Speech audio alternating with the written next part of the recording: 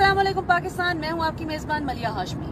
नाज़रीन, आज पाकिस्तान की कौमी असेंबली में एक तारीख साज करारदाद मंजूर हुई जिसमें बच्चों को ज्यादती का निशाना बनाकर मौत के घाट उतार देने वाले दरिंदों को फांसी देने की सजा पर इत्तेफाक हुआ है।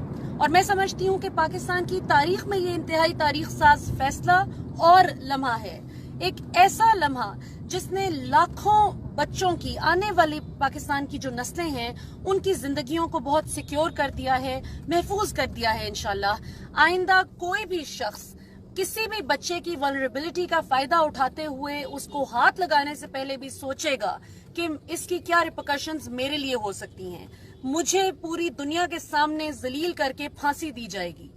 इस पर बहुत से लोग बुरा मना रहे हैं। बहुत से लोगों का ये कहना है, हमारी मिनिस्टर ऑफ ह्यूमन राइट्स हैं जनाब श्री मजारी साहिबा, फवाद चौधरी साहब हैं, दीगर इंटरनेशनल ह्यूमन राइट्स पर बात करने वाले लोग हैं, लॉयर्स हैं, जिनका कहना है कि ये ज्यादती हो जाएगी, ये कुछ ज्यादा ही हो जाएगा। तो मैं समझती हूँ कि कुछ ज्यादा नहीं हो जाएगा।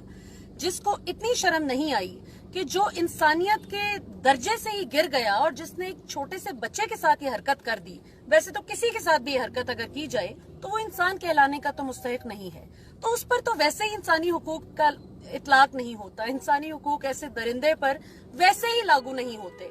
लिहाजा इनका मत सोचिए, ये सोचिए कि कैसे लाखों करोड़ों जानें बचेंगी इंशाल्लाह इस फैसले से।